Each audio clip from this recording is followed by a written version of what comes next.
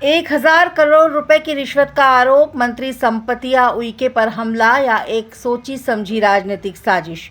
उप मुख्यमंत्री ने आरोपों को बताया झूठा और दुर्भावनापूर्ण। मंत्री बोली, जवाब अब मैं नहीं सरकार देगी। मंडला समेत कई आदिवासी इलाकों में उबाल है, संगठन सड़कों पर उतर आए हैं। आज हम बात करेंगे कि क्या ये एक आदिवासी नेता को निशाना बनाने की रणनीति है। राजनीतिक विश्लेषकों और समाज के प्रतिनिधियों की राय भी जानेंगे इस रिपोर्ट में। लोक स्वास्थ्य यांत्रिकी मंत्री श्रीमती संपतिया उइके पर 1000 करोड़ रुपए की रिश्वत के आरोपों ने मध्य प्रदेश की राजनीति को गरमा दिया है, लेकिन अब खुद उप मुख्यमंत्री डॉक्टर राजेंद्र शुक्ला ने सामने आकर इन आरोपों को मनगढ़ंत और बिना साक्ष्य के बताया। सबसे पहले तो हमें ये देखना चाहिए कि एलिगेशन लगाने वाला व्यक्ति कौन है। जिस व्यक्ति ने एलिगेशन लगाया है उसके बारे में किसी को बताने की जरूरत नहीं है कि वो किस प्रकार की हमें इस प्रकार से कोई भी अनर्गल आरोप लगाए और उसको संज्ञान यदि हम लेंगे तो सुशासन में भी फर्क पड़ता है और इस प्रकार के लोगों का हौसला भी बुलंद होता है कि हम इस प्रकार से कीचड़ उछाल के और किसी की प्रतिमा को खराब करने की कोशिश करें। ऐसे लोगों को गंभीरता से नहीं लेना चाहिए। जो जरूरी कार्रवाई सब होगी, लेकिन ये तय है कि जो ये आरोप लगा है वो आधारहीन है, ऐसे व्यक्ति के द्वारा लगाया गया है जिसकी कोई प्रामाणिकता नहीं है। और यदि प्रोसीजरल कोई मिस्टेक हुई है जिसमें कि मंत्री की जांच के आदेश कौन दे सकता है, यदि इस प्रकार की कोई मिस्टेक हुई है तो जो जरूरी कार्रवाई वो होगी मामला और नजीर पेश हो जाएगी। वहां से इस प्रकार का कोई नहीं आया। मंत्री उइके ने इसे राजनीतिक षड्यंत्र करार दिया और कहा, मैं नहीं अब सरकार जवाब देगी। आरोप लगे हैं उस पर आपका क्या कहना है?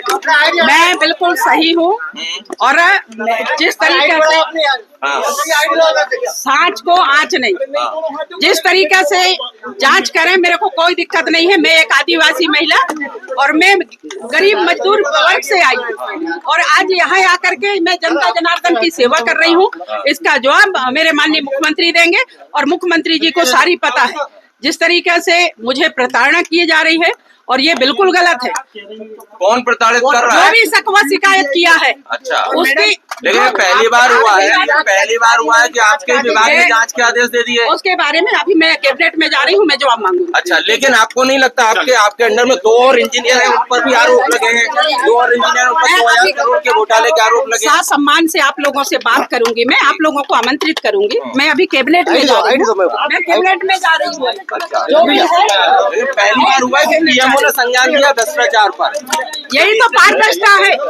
हमारी सरकार भ्रष्टाचार मुक्त सरकार है और मेरी सरकार माननीय देश के यशस्वी प्रधानमंत्री जी ने, यदि वो आप कह रहे हैं कि पीएमओ से आया तो हमारी सरकार मंत्री हो इस नाते नहीं छोड़ रही। एक यदि कोई भी व्यक्ति भी यदि ये काम करेगा, यदि गलत करेगा, किसी की शिकायत आती है तो उसकी जांच होगी। जो खंडन आया है वो क्या जवाब में आया है?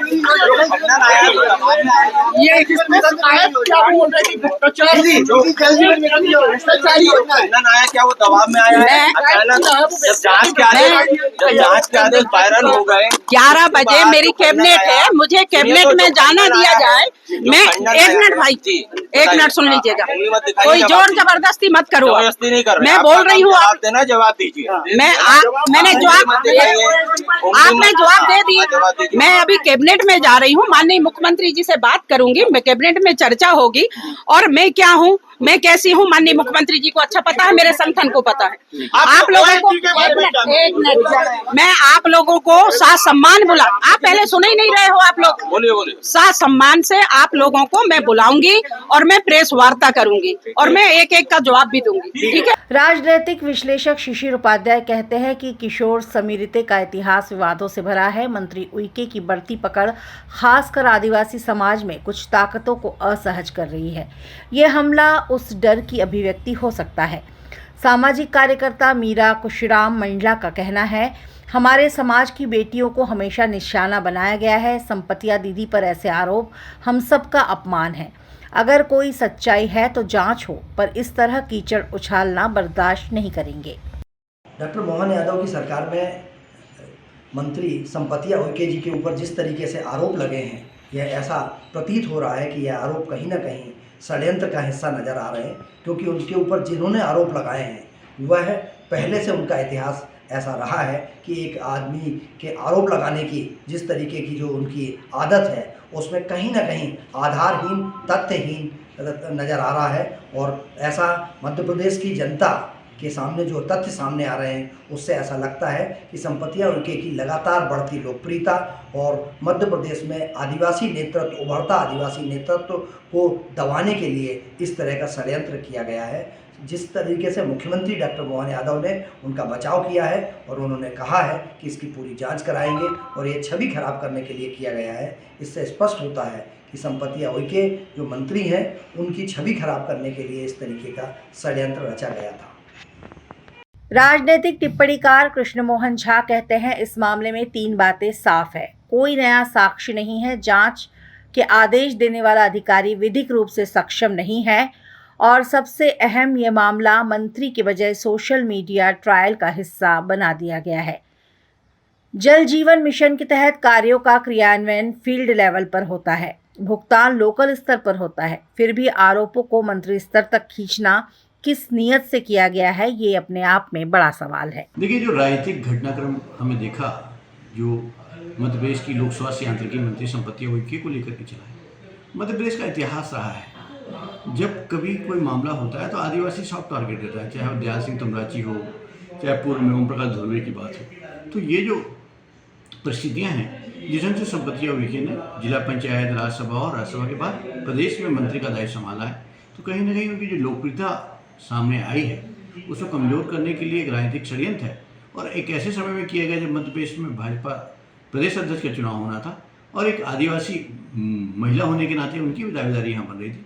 तो ऐसे समय में उन पर इस प्रकार का आक्षेप लगाना निराधार रहा है। और आपने देखा कि किस ढंग से मध्य प्रदेश के मुख्यमंत्री ने उनके साथ कदम ताल किया और स्पष्ट कहा कि निराधार आरोप है और डिप्टी सीएम ने कहा है कि इसमें जो संबंधित लोग थे उनके ऊपर कार्रवाई की जाएगी।